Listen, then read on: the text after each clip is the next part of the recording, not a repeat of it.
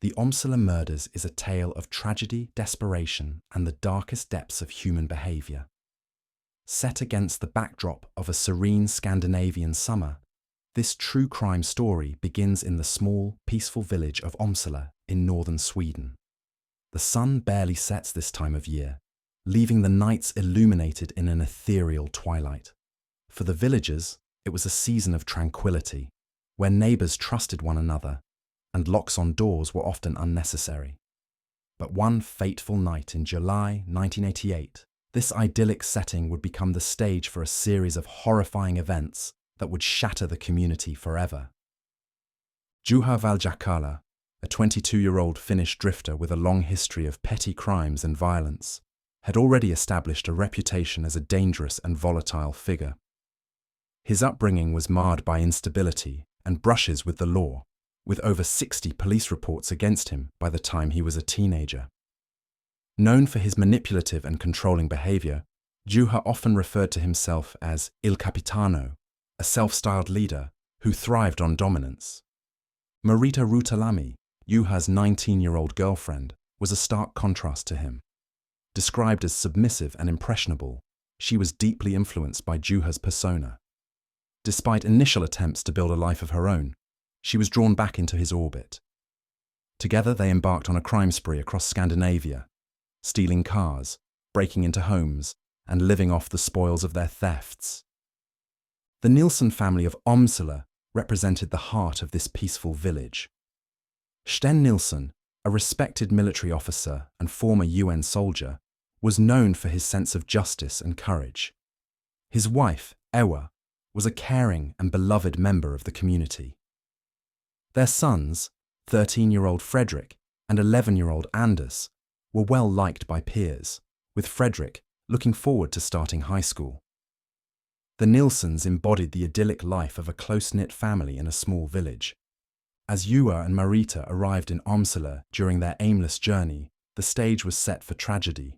Their presence in the village would soon collide with the Nilsson family's sense of responsibility and justice, leading to a series of events that would devastate the community. Juha Valjakkala stirred awake as the summer night unfolded. Marita Routalammi retrieved a bag of chips, some beer, and a bottle of kiwi liqueur, remnants of their earlier burglaries during the theft spree. They giggled, carefree but not intoxicated, as Marita would later describe during police interrogations. For once, Valjakkala had not lashed out or domineered for hours. The mood was light-hearted when they decided to wander into the night for fun. The rabbits remained in the car, but as usual, Marita carried the blue bag packed with burglary gloves, a screwdriver, a crowbar, a pry bar, and a sawed-off loaded shotgun. In the warm, luminous summer night, they wandered aimlessly. Juha broke into a shed, but failed to open a freezer. He pilfered some bread left for birds and pocketed a toy gun he thought might be useful for intimidation. From a car's glove compartment, they took a wallet. Then, in front of a blue house near the cemetery, they spotted an unlocked bicycle. Juha took it and told Marita to hop onto the back. As they pedalled away, a knock on the window from inside the house echoed behind them. Reaching the church parking lot, Valjakkala's jovial mood darkened when he realized a car was following them. His instincts told him it might be the bicycle's owner. Who do they think they are, playing hero, he thought, as he would later recount to investigators. At the blue house, 11-year-old Anders was camping in the garden with a friend. As they slept, his world shattered. Hours later, Anders would wake to the devastating news. His parents and older brother were murdered.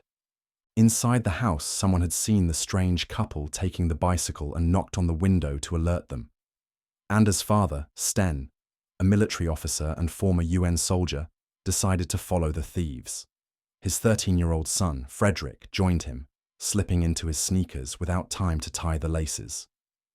They climbed into the family's orange Volvo and drove toward the cemetery, where they saw Juha and Marita hiding behind a shed. "Damn thieves! Give us back our bike!" Sten shouted, his authoritative voice cutting through the night. Juha ordered Marita to hand him the shotgun from the bag. Together, They stepped out onto the gravel path, approaching Sten and Fredrik. Sten demanded the bike again, but Juha cocked the shotgun. "Beg for mercy," he said coldly.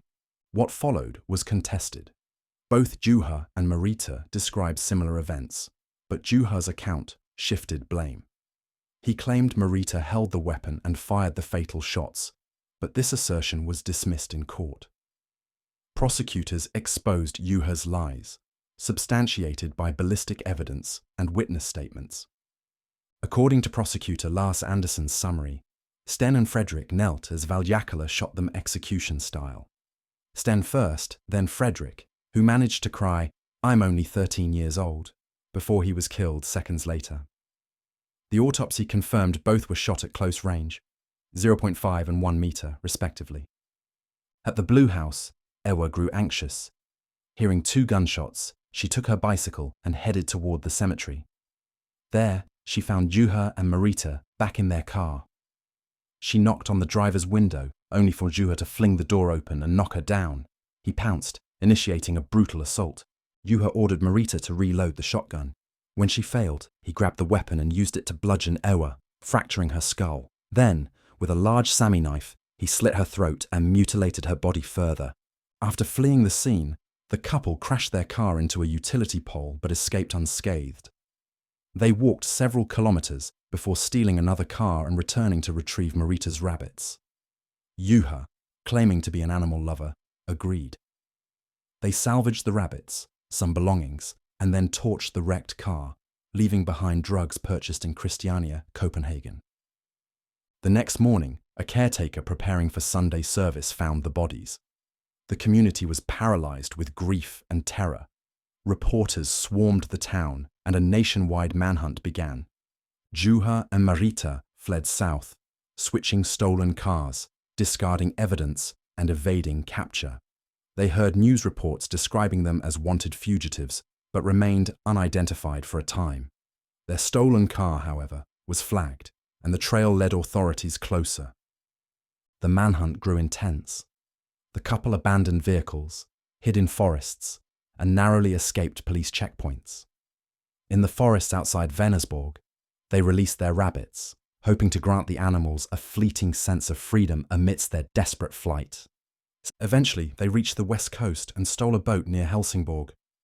However, they struggled to start the motor and resorted to rowing across the Öresund Strait to Denmark, an arduous 6-hour journey in rough waters.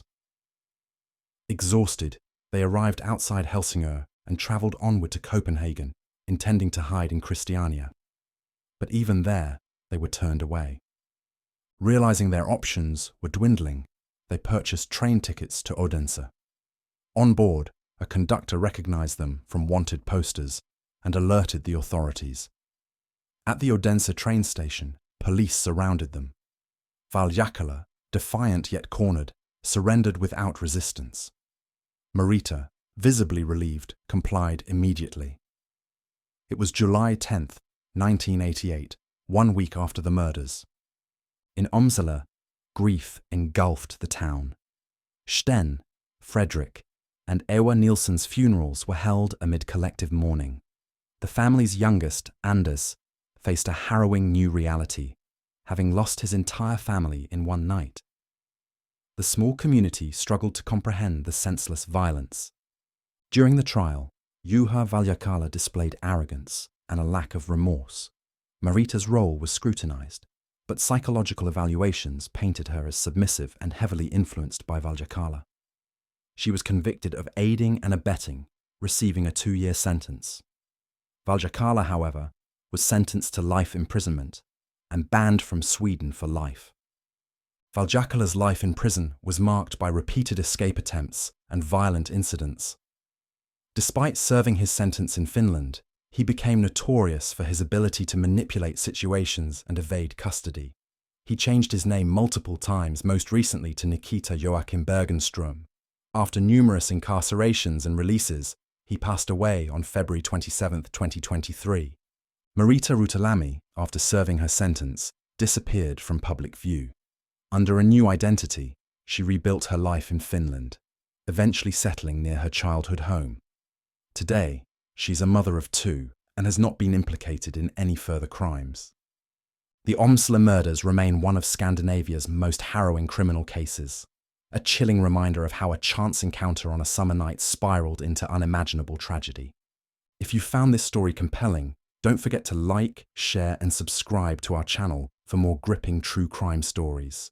Your support helps us bring these important cases to light.